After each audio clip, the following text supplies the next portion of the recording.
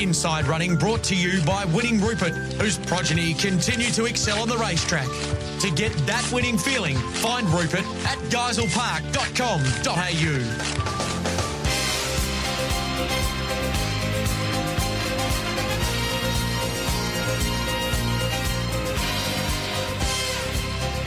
Hi there, punters, and welcome along to Inside Running. Nudging 15 degrees in Perth, raining, and 19 is the forecast. And today, racing is in Bunbury. They're heading for a top of 17 and a very high chance of showers. Less likely as the late afternoon and evening arrive, with some northwest-southwesterly winds tending south to southwesterly by the middle of the day. And with the Inside Running, we welcome Darren McAullay. G'day, Matt. Good morning to you. Yeah, good morning, everyone, and nice to join you, albeit on a very, very wet and gloomy start to the day here in the metropolitan area. It's as black as cinders outdoors at the moment, too. We've just had some very heavy torrential rain as we arrived at our studios this morning, so it doesn't look all that great outdoors at the moment. Let's hope that the situation is a little better down in the southwest, although they are expecting a bit of rain down there as well.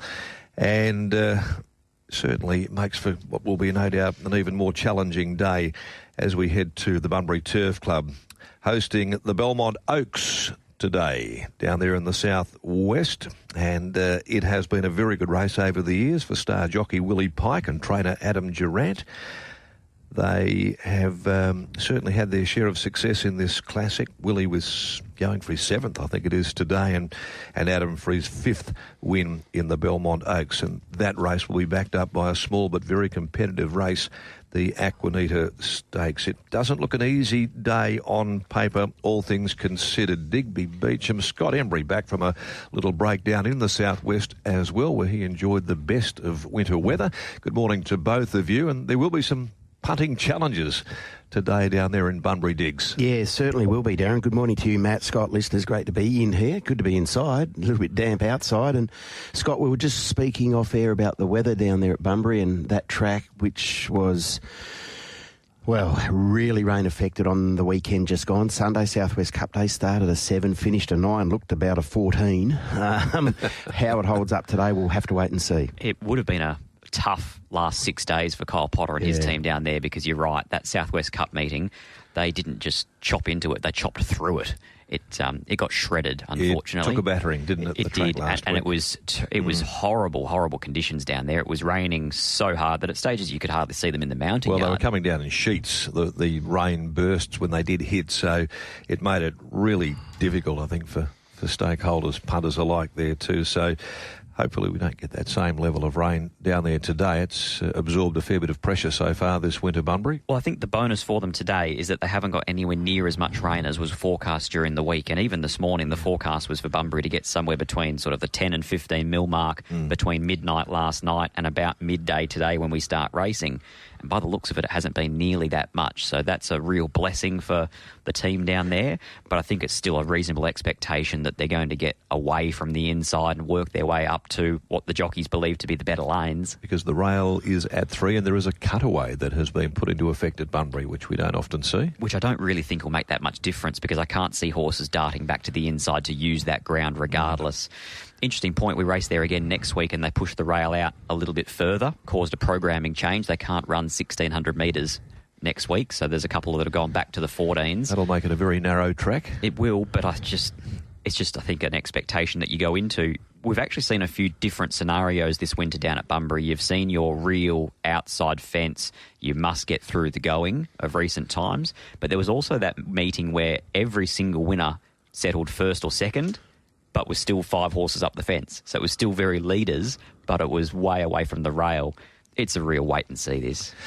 I guess the other real wait and see too, and this comes as a result of some discussions with prominent trainers through the week, Diggs, the number of horses, particularly those that are prepared in that Ascot precinct, that are being affected by a very, very nasty virus, equine virus, which is going through. Very hard to detect pre-race. No real outward signs from what they do in terms of how they work, but it's when they come under heavy pressure on race day that horses are really starting to feel the pinch, and there's a number that are been sent off to the spelling paddock there and, suffering from this virus, which is a bit of a nasty one. Yeah, and it's not just the Ascot trainers. There's been a few horses that are impacted down there, and that it's, Lark Hill region as well, down there in the Southern Belt. So look, it's that time of the year. It's unfortunate.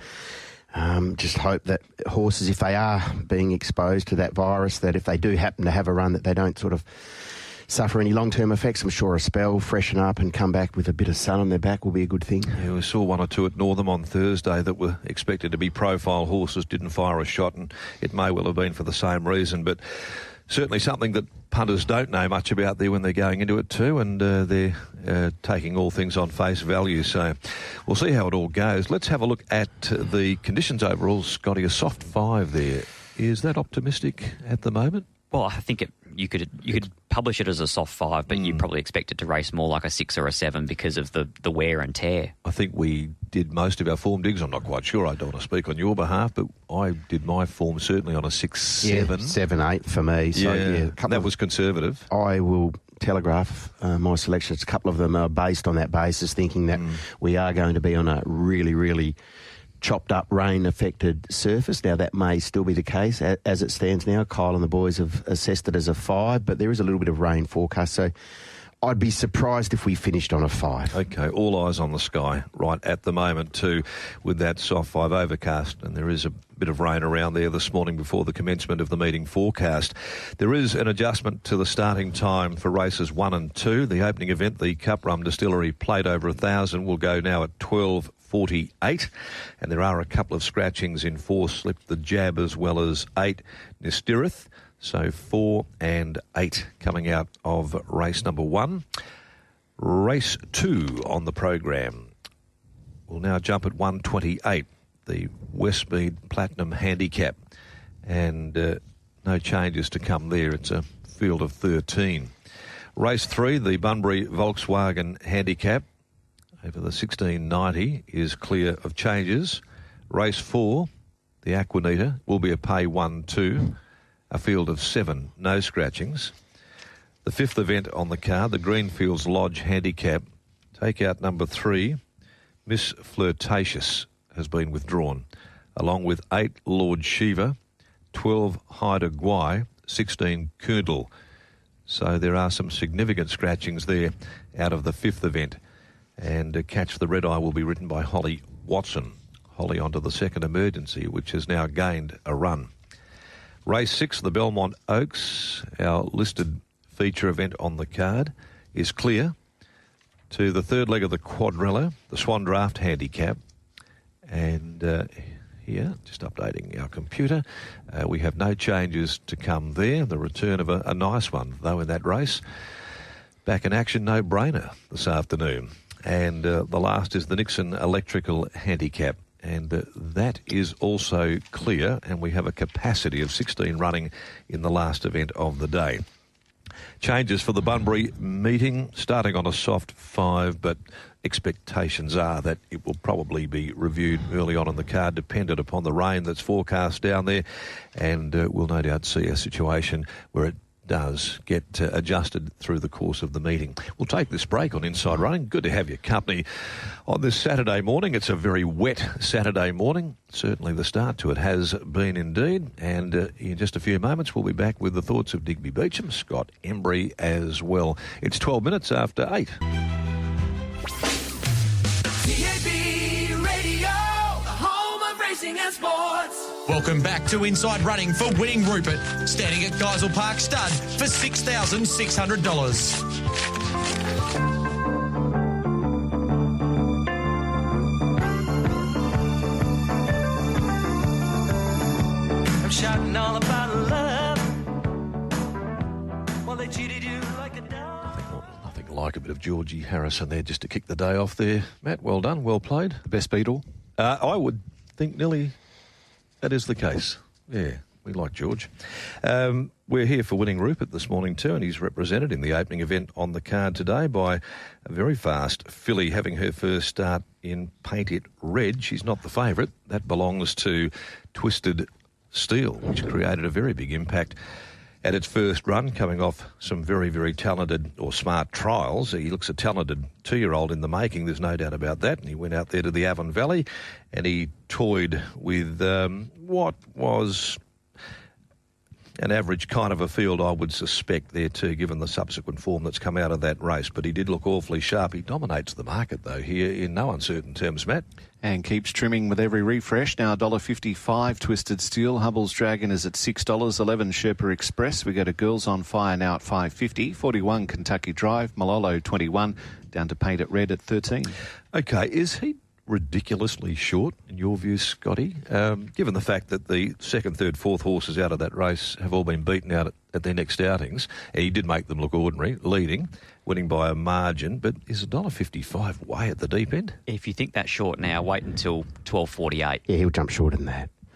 Yep. 100% he will. I think there's a world he could jump. And I'm not saying it's justified. I'm just saying that this is how the bigger players in the marketplace like them in 2-year-old racing.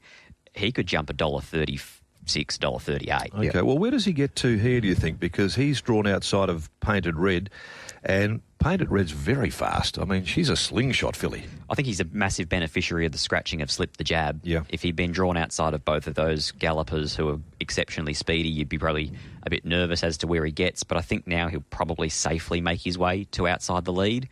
And from there, I think he will be too strong for them, but I agree he's going to go around a silly price, but it will likely get shorter than what it is now. Okay, he's a Rommel, Diggs. They traditionally handle the wet pretty well. So very well. Get his first toe in the ground under these conditions today. Yeah. I think he's a proper horse. The suggestion is that, leading into that first up run, debut run, that everything was very, very good behind the scenes. He hasn't gone backwards.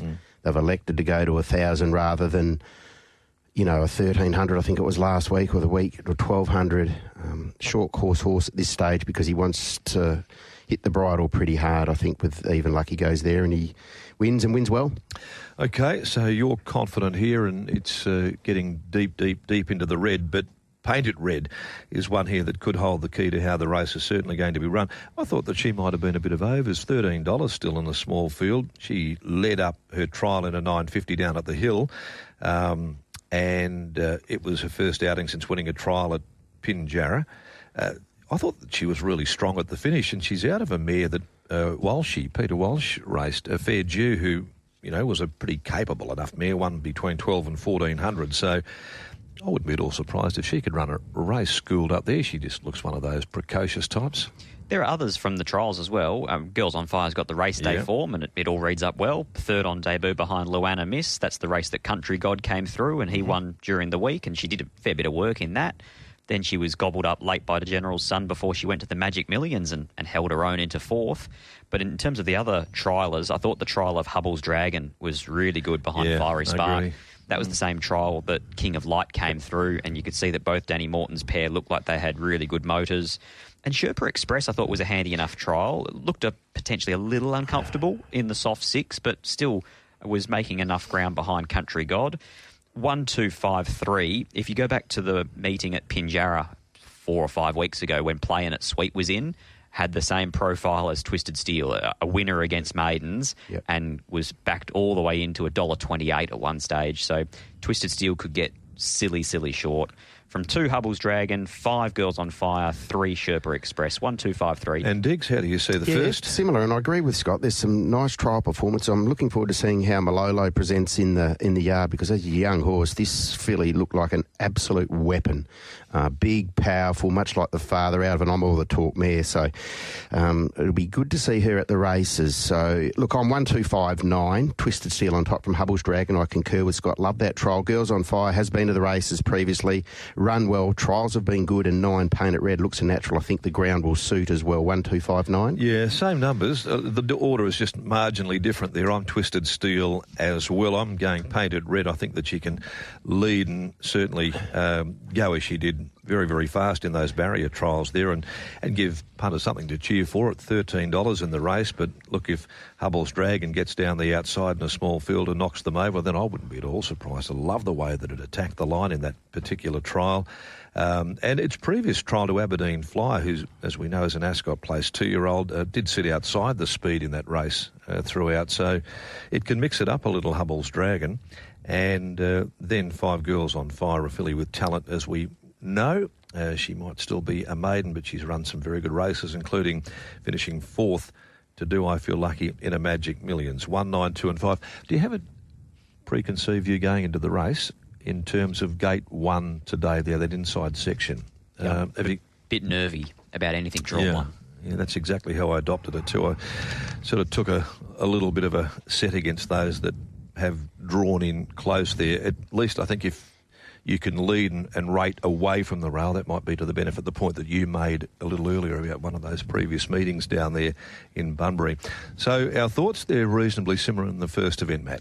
Twisted Steel, number 1, 253, the minor from Scott, 1259 from Digby, 1925 from Macca in the opener.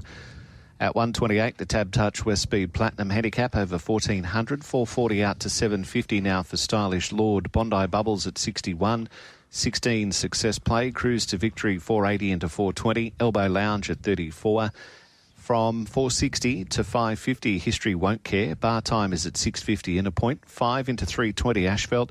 Civvy Street at 41. Fortune's Luck is at 18. 41, Classic Ruler. He's Archie, 81. And Parzo Cavallo's 101. Okay, so the money horse would appear to be Ashveld, trained by Joshy Crispin there, and we saw the horse in action last weekend. It blew them away, blew them up.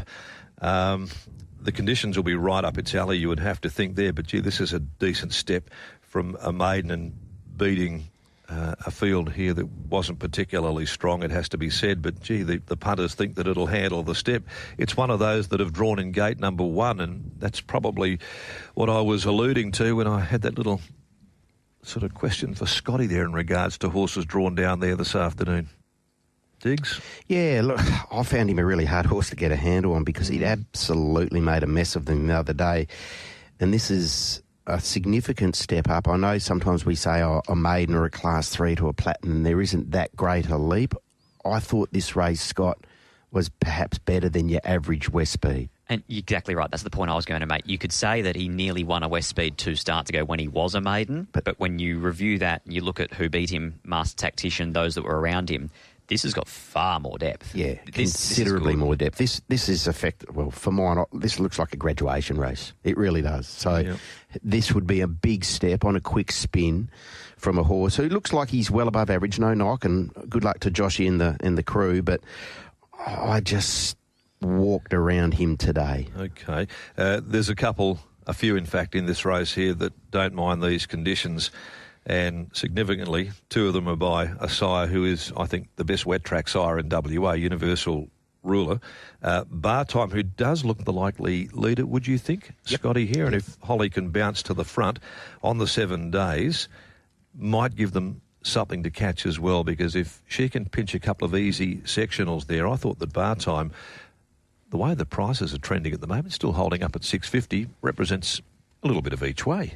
I'm happy to take up the baton in this race. I thought he was one of the better bets on the program, Bar Time, off the 7-day spin, but most importantly for him, you look at it, it's soft 5 to soft 5 officially, but when we're expecting it to play more like a 6 or a 7, or it's got that chop in the ground, I think it really does suit him here today. Any downgrade will only benefit him. 7 for me, Bar Time. I think that 650 is a good price to lead and give a really good sight. Agree. 4, Cruise to Victory, huge at his return to racing. It was actually a really good trial alongside Lombardina as well.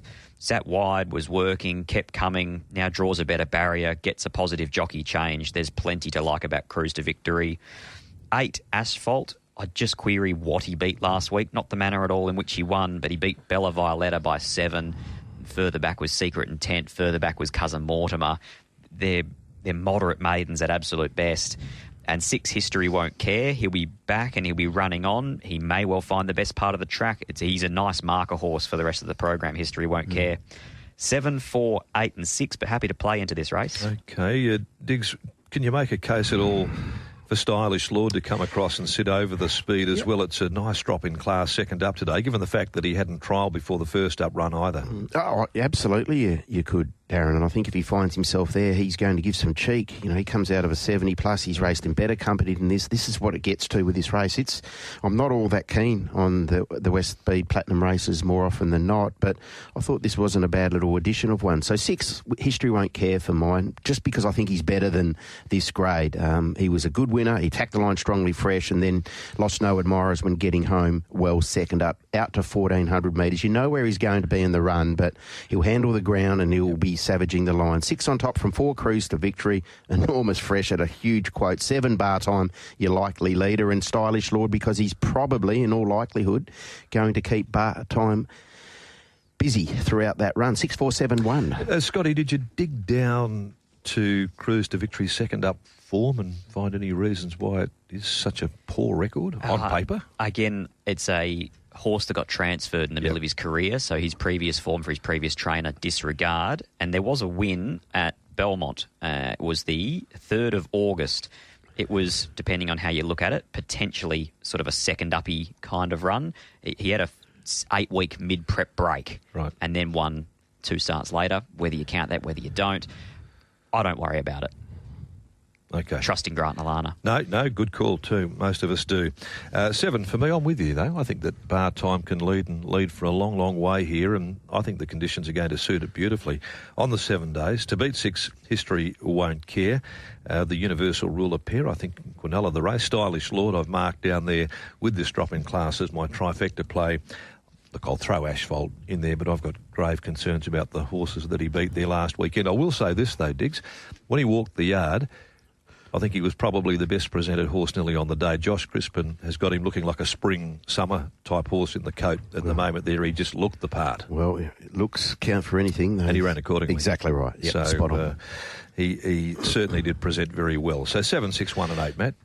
Scott is with 7, which is bar time at 6.50, 4.86 the Miners. Diggers with 6, History Won't Care at 5.50, 4.71. And Darren is 7, bar time as well, 6.18 in race number 2. 2.04 for race 3, the Bunbury Volkswagen handicap over 16.90, and 4.80 to 6, Famous Dane. In a point to 8, Alaskan. True Player 4.20 into 3.50. Long Jeans out to 9.50. 26, Man to Magic.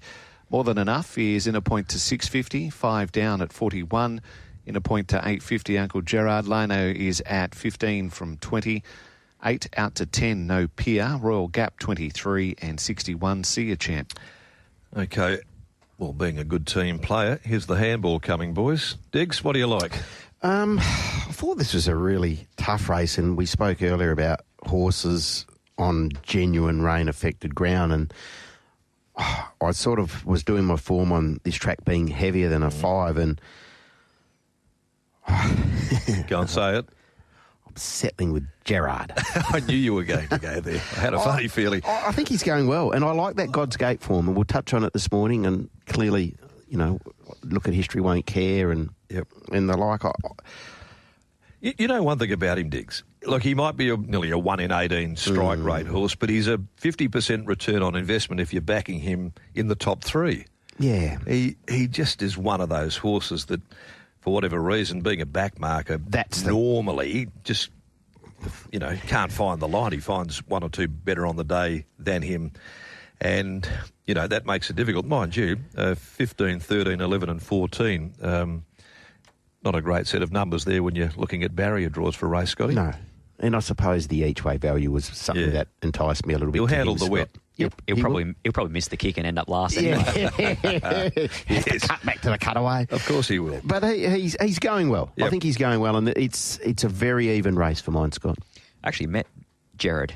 Did you? In the mounting yard before his last run. What did he say? Did he say his name is Gerard or Gerard? No, I didn't actually ask. I just had a chuckle. Didn't get that personal, did you? He seemed much more genuine than the horse. Oh, dear. I don't know. Well, what do you think about Gerard? Oh, I mean, yeah. If you're having an early quaddie, he goes in. Yeah. If you're having a bet on him, you probably want it places heavy. I found this a difficult race. I found this a competitive race. I had a question to ask about True Player, because as much as his Class 3 win was strong enough and the form's held up, Amazing Cheats won, Major Mario's won, it's holding up at the provincials. What do you do with his first up run? Was it flat and surprising because Grant Williams and Willie Pike both expected him to go there and nearly win off his trial? Or did he not appreciate that soft 6 shifty track at Bunbury, and you might get the same thing here today. Ooh. Lots of complex questions tied up there in that little overview. That's just why I thought at $3.50 I'm putting him in for second rather than tipping him on top. Yeah, I haven't got him on top. Normally it's sort of the progressive up-and-comer from Grant and Alana Williams yard that you'd follow. Speaking of Grant and Alana Williams, with Lord Gannicus, who came out and got the job done the other day, Famous Dane did beat at home 2 runs ago, and it was in the same class. Admittedly, he's got... it was a 66 plus. He drops back. Yeah, it was. He drops back to a 60 today, but he cops the extra weight as a result of that. Went to a 66 plus the other day. How did he handle the heavy 9, do you think? I don't think it was the heavy 9. I've heard Ben and Dan both say in separate interviews he doesn't stay. Won't stay, no. Won't stay, yeah. No. So he gets at least that little bit of residual leg drill, doesn't he, coming back to a 16.90 today. Is the prospect that he could lead here from the outside? Could Lucy come out all guns blazing and find the front and try and dictate? Or even like she did when she sort of just sat on Lord Gannicus. I think she'd be happy with either. If she leads, she leads. If she doesn't, she doesn't. I think Famous Dane here is a nice enough each-way play. Further back in that Lord Gannicus run was First Encounter, of course. So it's a good 66 plus that he's won. Each way for me, 1 Famous Dane, 3 out of respect True Player, but wary that it might not be his preferred going. 2 Alaskan is getting closer, but it is Alaskan. And 6 More Than Enough tries really hard. 1, 3, 2, 6. Famous Dane there for you, Diggs. Yeah, it was that sort of race, Darren. I didn't have a firm feel. Hence, I sided up with Uncle Gerard at the each-way quote. 8 on top, each way from 3, 1 and 4. Long Jeans. I thought that effort at Northern was sound enough. We've spoken about the amazing cheat form lines, albeit on a different day than True Player. 8, 3, 1 and 4. Okay, I'm 1, 8, 3. Famous Dane, I'm with you, Scotty, in this regard there. I think he'll park right over the pace here, and being fit coming back from that 2,000 metre assignment, this will probably suit much more. Uncle Gerard, I thought, was the danger to it, potentially, and True Player. I do think that the conditions probably will affect More Than Enough, could be a bit of a concern there, but third run in the prep stable started to hit the bullseye in recent weeks, and he will roll forward and no doubt be over the speed, and it could be a good place to be this afternoon down there in Bunbury on this surface. 1, 8, 3 and 6 there for me, Matt. Scott is number 1, which is Famous Dane at $6, 3, 2 and 6. Digby with 8, Uncle Gerard at $8.50, 3, 1, 4. Darren's gone 1, Famous Dane as well to bet 8, 3 and 6. TAB Radio, the home of racing and sports. Welcome back to Inside Running for Winning Rupert, standing at Geisel Park Stud for $6,600.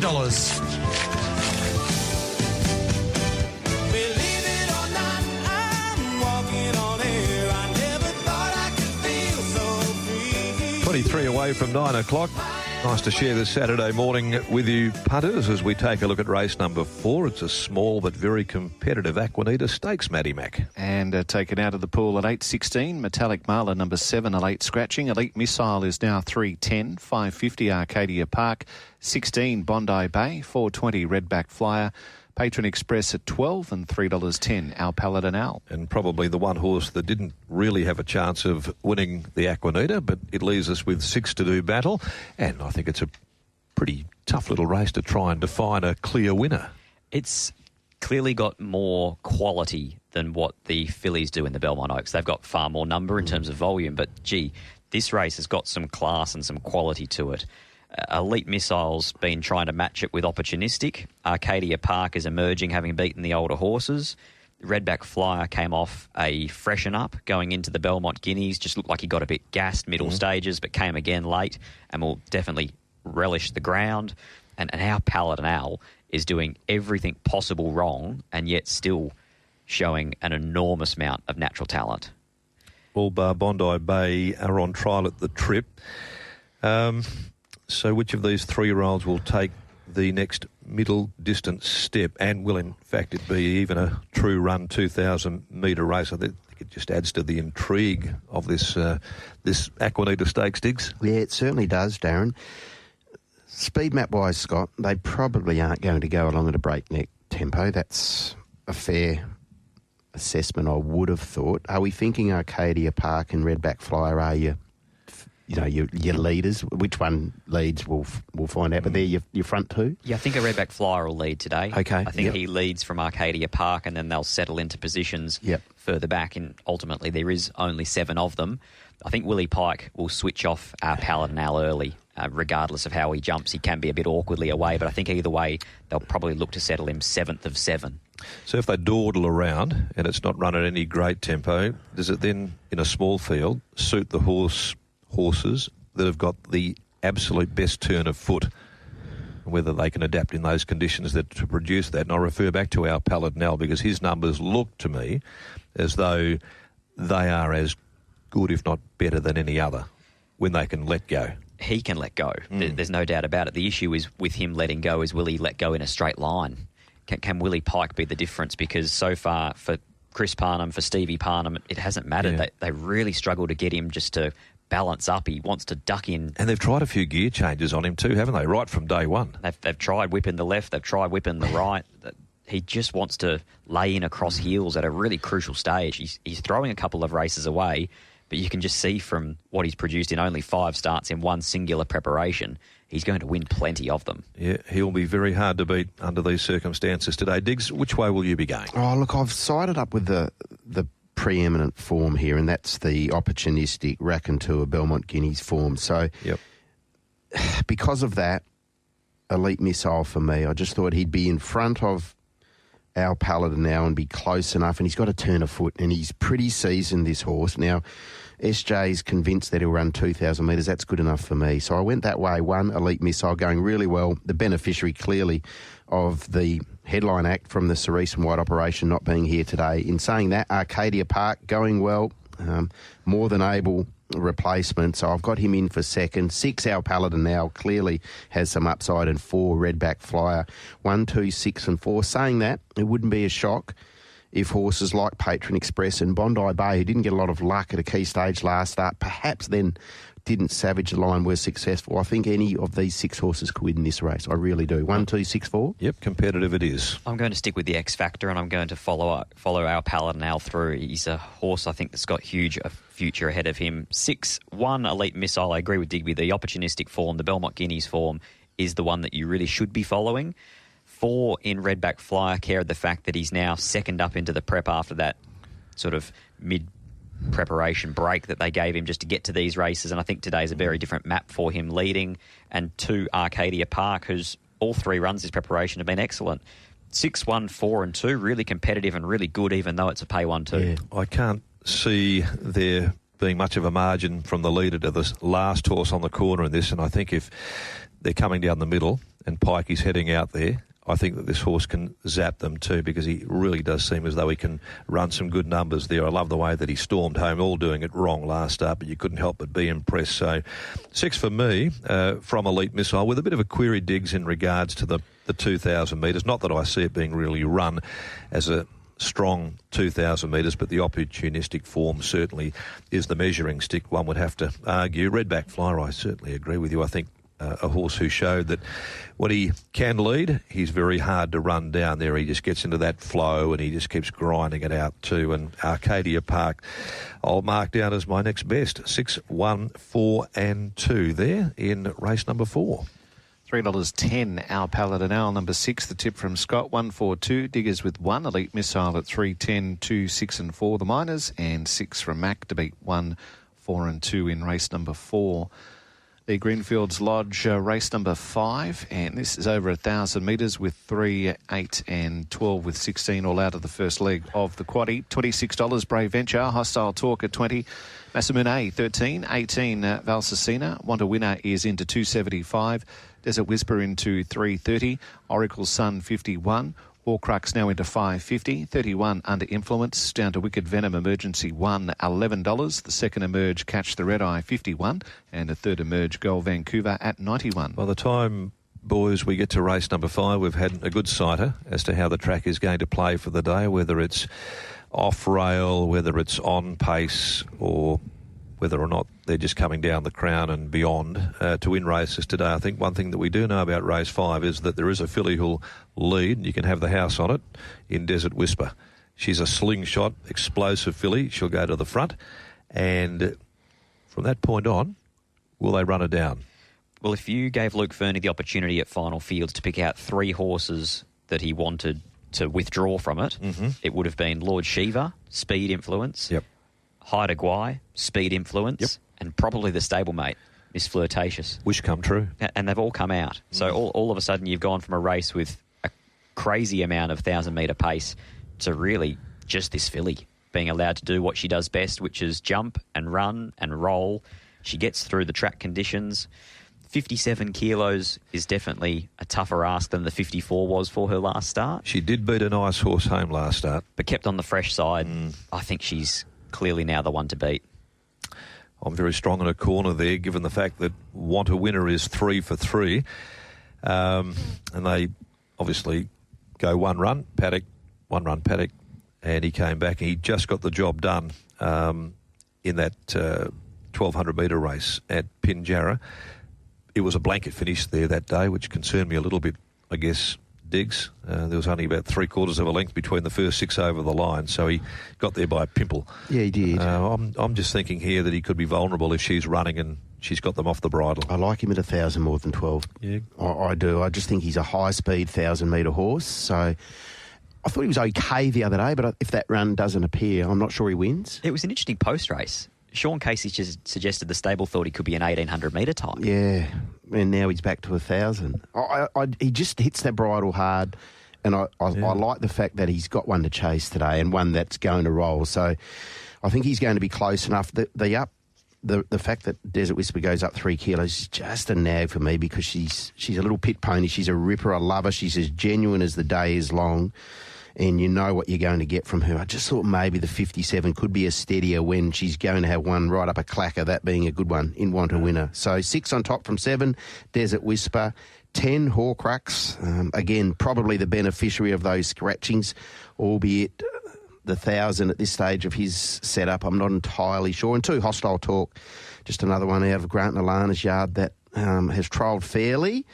But they go to the races and they run particularly well, 6, 7, 10 and 2. Okay, Desert Whisper there. Is she your pick in the race? She is my pick in the race. 7, Desert Whisper on top for me to lead and be very hard to run down. 6, Want a Winner, here just tracking the speed. His 1,000-metre win against his own age group back at Ascot on the 1st of Feb was outstanding. It is, however, the first time he's ever going to see a rain-affected surface. 1, Brave Venture. We haven't seen this horse for a long time, but it's great to have him back at the races because he's got a huge amount of natural talent and he goes extremely well fresh. And 10, Horcrux, definitely a beneficiary of plenty of scratchings underneath him. That barrier doesn't look anywhere near as daunting anymore. 7, 6, 1, 10. Same 4. Order slightly different. 7 for me as well. Desert Whisper, I think that she can run them along and prove too hard to catch. She's got 57, yeah, but she carried 57 when second to KTY, carried 57 to Art Session when she was a bridesmaid there. It could be a test for her, but I thought that, if she could slip them on the corner as she takes them running down. 7, 6, 10 and 1. I've marked them in the 5th. Scott's numbers are 7, which is Desert Whisper at 330, 6, 1, 10. Diggers with 6, Want a Winner at 275 currently from 7, 10, 2. Darren's with 7 as well to beat 6, 10 and 1 in race number 5. Leg 2 of the quaddie at 10 to 4. This is the Belmont Oaks over the 2019. Fancy Red 250 into 195, 420 out to 6, Show Laz. Kimberly Rose $13, 21 Rosie Can Run, 19 for Annie Warbucks. Car Savinia at 18, 23 Impressive Jewel. My Zoom at 81, 34 Prete Rail. My Harv at 13 from 20, $23 Eternal Romance. Lillian 11, 61 Shoe, and then Gold Enigma at 81. Okay, well, let's go with you, Scotty, first of all. No stars. I think we can safely say that here in this Oaks of 2025. Favourite Fancy Red. $1.95, as I prefaced earlier on in the introduction of the show this morning. Willie Pike's got such a fabulous record in the race, and so's Adam Durant, and here they are combining together as they did with its closing in 2 years ago to win this race for the same ownership of Oakland Park. She's a winner of 4 out of 8. She is back to 3-year-old filly. She's 7 days. She's on the spin, but this is hardly a conventional Belmont Oaks preparation. It's not, but again, she's almost the second coming of its closing in. just a filly that's in good form at the right time. You go back to... I think it's closing in, probably had a better prep, a bit more leg drill going into the Oaks than what this filly has had. And a bit more ability too. But when you're looking at this race, 80% of them are Class 1s or maidens. She's a 4-time winner. So she's got a bit on these in terms of ability. What you're gambling on really is whether she'll run 2,000 metres, because she beat the older horses last week. She did no work. She got up the fence, but she put a margin on them in the end. It was pretty soft. Yeah, she did. And you start to look at what's around her. I could really only look at one singular horse that I thought was an obvious danger, and that being Showlass, because of how good the Belmont Guineas form is comparative to the other form lines. I didn't really like any of the others. She conceivably will lead here. I think that Tash will make a beeline for the fence, and I would think this: if she can work her way to the front, don't underestimate her at any stage in this race. I think that she is a bit better than average. She's very much work in progress. Good mail about her work.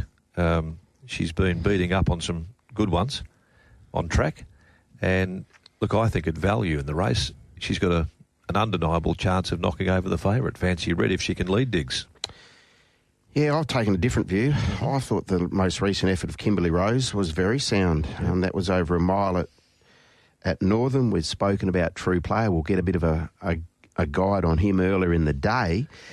But probably the price of Fancy Red put me off. Kimberly Rose, double figures each way, all day for me, Kimberly Rose. She's looking for 2,000. We'll find on the out. face of it. Yeah, so, look, if she can get the trip, she's certainly right there in the mix. As I say, there's no absolute standouts in this particular race. I've even, and I've got Kimberly Rose in there as well. I've made a case, minor case, mainly more the place. Carsavina. This is bred to stay. This is a sister to the ATA Stakes winner, Aquinita leader, who was a handy stayer. I thought the run last start got right back, was last in running. It ran 11th, beaten 5. The last 100 got to the line pretty good there and not knocked around necessarily. So going to 2,000 metres here, these heavier conditions, it may just bring Carsavina into the race. I'm talking from a value perspective, certainly nowhere near on top, but down the rung a little. I'm going to mark them 2 from 1, 3 and 6 there, Diggs. 3 each way from 1, Fancy Red. Look, you can see her winning this race, absolutely. Yeah. Settles in a perfect spot, gets pike, presses the button, and she dashes through. She was very, very good over the concluding stages last week, beating Border Force. So no knock there. 6, Carsavina, and 2, Showlass. 3 each way from 1, 6 and 2, Scott. 1, Fancy Red. I just think Willie Pike will park in behind a pretty moderate tempo and she'll outsprint them. 2, Showlass, the danger. 3, Kimberly Rose, and 7, Impressive Jewel, still a maiden, but fought on okay behind Opportunistic and Showlass.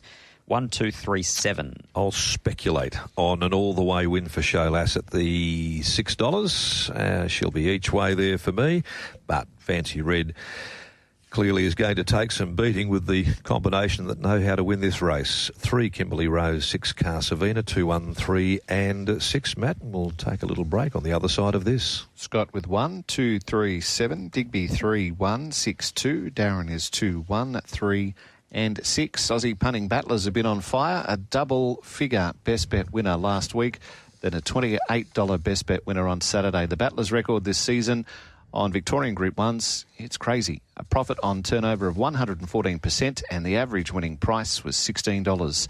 So far this season, their Victorian best bets have returned a sweet 207% profit on turnover. Stop missing out. Get on board with the battlers at AussiePuntingBattler.com. Radio, home of racing and sport. Welcome back to Inside Running for Winning Rupert, standing at Geisel Park Stud for $6,600. Approaching 5 minutes to 9 o'clock. We're down to the last couple of legs of our quaddie today. The Swan Draft handicap is race 7 at 4.22, clear of changes. And we do see the return today of a horse who has only suffered 1 defeat so far in his career. 4 wins from 5 returns today. We haven't seen him down at the barrier trials at all. I'm very interested to see how No Brainer returns to action this afternoon, Matt.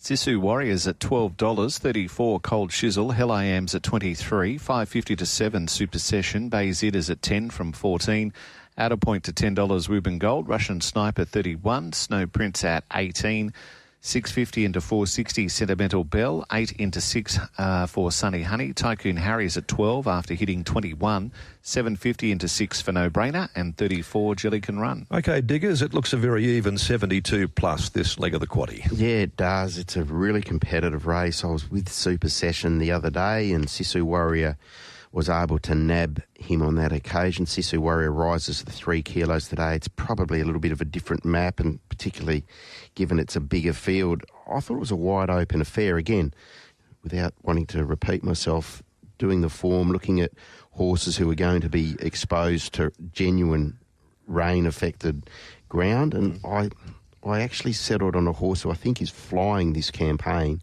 and she gets a toe in today, and that's Wooburn Gold. I think all 3 runs this time in have been terrific. We saw that day fresh, on a really firm track, and she ran a ridiculous last 600. Then she was able to sustain a run and dead heat with Objectify, and most recently, I think you can disregard that 10 of 14 behind Dracana beaten 2.5. I like the fact she comes back to 12 today, and I like the fact that you're getting a good quote about a horse who loves getting a toe in. Agreed. And the other thing in her favour, she was a bit of a victim of handicapping circumstance last start. She got a re-handicapped event. She got lobbed with 59.5, so she drops 2 kilos staying in the same grade. So it's definitely more suitable for her as well. Yep. Yeah, this looks a bit more suitable today, the 57.5. There are a few in the race, though, that I think will handle these conditions beautifully. You look at Sentimental Bell, loves the soft ground. Hasn't won for a little while, but she's back today, and I'll be keen to see how she can go. And the other one I mentioned, No Brainer, will 2 for 2 on heavy, and it's 2 wins from 3 on soft. Back no trial. Always a good indicator when Danny doesn't trial them. I think that's an element of confidence that punters can take. And looking at the price of No Brainer here in this particular race, it's holding up, pretty well at the each way still. So I'm going to play it in a very even race there. No Brainer, $6 each way for me. 9 Sentimental Bell, who'll get the toe into the ground and love this. Super Session and Wooburn Gold, 12, 9, 4, 10. I think that might be a nice enough set of numbers there, at least going into this quaddie. Well, I'm hoping not, because I'm tipping one that you haven't mentioned at all, and that's Sunny Honey. I don't think it can win, Scotty. Okay, there you go. That doesn't mean it won't. No, I'll just double the bet, that's right.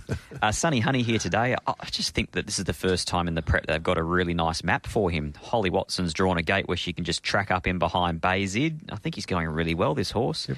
So it's 10 for me, each way Sunny Honey, 9 in Sentimental Bell. She was a really, really good wet tracker when last in work, so they've timed their run well here today. 4 Super Session, but I'm wary of him settling rails in run from barrier 1 and how that track's playing by this stage of the day. And 12 No Brainer. I struggled to line him up. He hasn't raced since September, first up no trial, and these are much, much better animals than what he ran into in that first preparation of racing. 10, 9, 4 and 12. 6 each way, Wooburn Gold from 4 Super Session, 9 Sentimental Bell and 1 Sisu Warrior. I just couldn't come into No Brainer. Fresh no trial, and I concur with Scott. This is different gravy to what he'd been beating. 6, 4, 9, 1. Yep. Okay. 10 from Scott, which is Sunny Honey at $6, 9, 4 and 12. Repeating Digby Wooburn Gold at $10, number 6, 4, 9 and 1.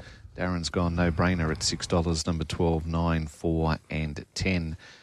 The 8th at 5 minutes to 5, Nixon Electrical Handicap over 1,400, and they all start. $13 Exel Train, Galaxy Affair 34, 7 to 9 Celebrity Prince, Great Fortune 9 into 750, 31 Decoration, I Dreamed a Dream 81, 31 Sun Bronzed and Cherry Can Run, Mama Tembu's at 23, so is Bellini Miss, 81 Agent J, in half a point to 750 Regal Statue, on Plain Air 9 out from 7, 81 Mr Raffles, Supernatural is 380 into 240, and Morally Lass at $81. Okay, Scotty, it should be run at a pretty good clip, the last event, with Excel Train and certainly Great Fortune returning fresh and can go. And even Agent J with only 52.5 drawn off the track. No doubt Amy Jo will fire forwards as well. So they'll really roll along here. And and I wanted to be with a midfield back-marking type, and the one that jumped off the page was the filly Supernatural. But, gee, I didn't think that she'd be 380 into 245. The race runs deeper than just her. Way unders now. First tilt, 1400 as well, coming out of a blanket finish race last start, so can win the race, but I wouldn't be jumping in now at the price. Well, if you just compared her in that event to Celebrity Prince, was there that much between the runs? Supernatural's now $2.45 and Celebrity Prince is $7.50. I've got Celebrity Prince as the main danger. And then I thought there were others that you could make cases for. I mean, obviously, Great Fortune has been elite since going across to David Harrison, but his wet track form leaves a little bit to be desired, especially by the last race of the day. I like the way that Regal Statues attacked the line in her last two, behind the Woburn Gold Objectify Dead Heat, and then last start behind Arcadia Night. Yep. You know, On Plein Air's going well, has a set of shades, so I thought the race ran deeper than just Supernatural, but I am in her corner. She got my nod, Diggs. Does she get yours? No. Right. It'll be a feast or a famine for myself today, because if I'm thinking the Dracana form line is decent enough for Woburn Gold, I need to respect Cherry Can Run, who I thought was very, very good the other day, making ground down the outside of the track at Pinjarra. Wasn't suited by the way that race was run, still got to the line brilliantly, gets her toe in today. I'm putting her on top 8, currently $31 with Tab Touch Cherry Can Run. Good tip. Not yet. No, 8 it on could top. be. You know, Graham Ballantyne's horses, wintertime, how many of them, and they all fly under the radar, and this will be one. I don't think the conditions are going to suit Cherry Can Run here. I'm not tipping it, not in my first 4, but look, if you're looking for a bit of a blowout result, $31, take a little bit of the pie. Well, she's had exposure on 10 occasions on soft or heavy. She's won twice. She's been placed another 5 occasions. So, look, I'm going out wide, but again, I'm sort of put all that eggs in that Woburn Gold Objectified Dracana basket. So, as I said, it'll either be good or it'll be horrific. But 8 each way on top from 15 Supernatural. Looks like she wants 1,400 now. The last couple of runs, actually all of her runs this time in are great. She is as genuine as you'll get. 4 Great Fortune and 3 Celebrity Prince. 8, 15, 4 and 3. I'm tipping her, but it's a soft tip for me in the last, Scotty. I am as well. 15 on top for me in Supernatural from number 12, Regal Statue with a set of shades going on. 4 Great Fortune, but wary that the wet tracks haven't been his go historically. And 5 Decoration, I think, is going a lot better than what it looks. It was a cheeky run last start under the 60. 15, 12, 4 and 5. Didn't get the rub of the green there either. 15, 3, 12 and 13. I've marked them down in race 8, but Diggs has gone very wide here. A $31 chance to cause an upset. Cherry Can Run, Matt. Scott is with 15, Supernatural at 240, 12, 4 and 5. As Macca mentioned, Cherry Can Run at the $31, Thrill Seekers from Digby to beat 15, 4 and 3. And Darren is with 15, Supernatural as well, 3, 12 and 13. Okay, well, let's take a look at our better bets for the program. And I'm going to preface this by saying I don't have a best bet for the day, Diggs. You don't? Just found today was too difficult. There's a few that I like on a value basis, but they're by no means a best. Okay. So I'm going to sit on the pine for the best. And I think the other one is a bit short, Twisted Steel, for me. So I won't be labelling it a best bet. Doesn't fall in my parameters. What's yours?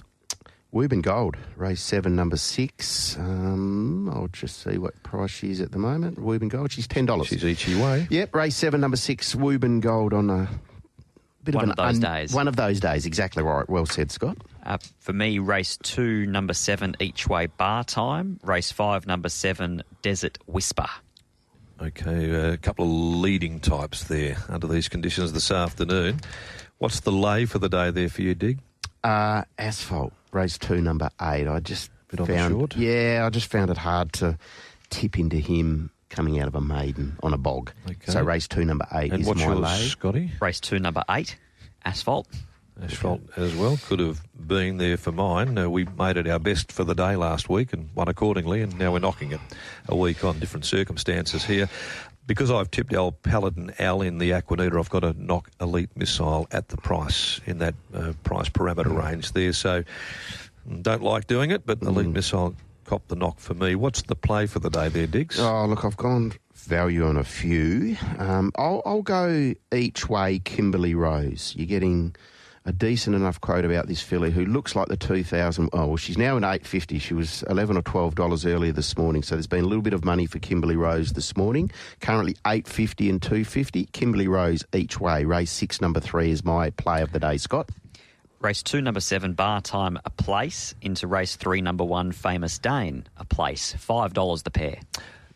Okay, good luck with those thoughts there. We're trying to find some value, and I think it is one of those type of days that presents that under the conditions and certainly the layout of the meeting today. I'm making my play a Diggers quote of the day.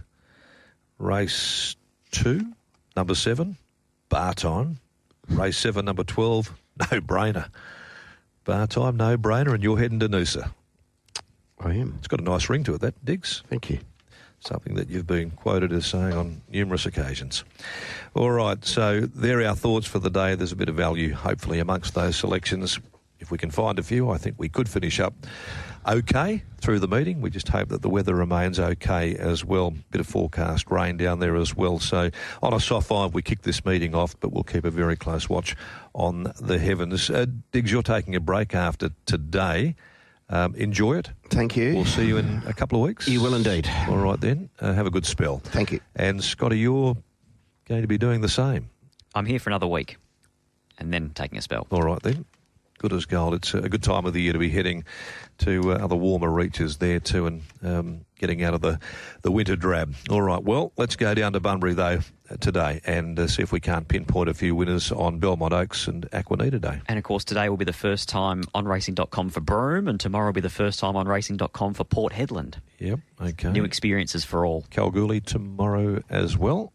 We'll be heading to the Goldfield, so lots to look forward there to with WA racing.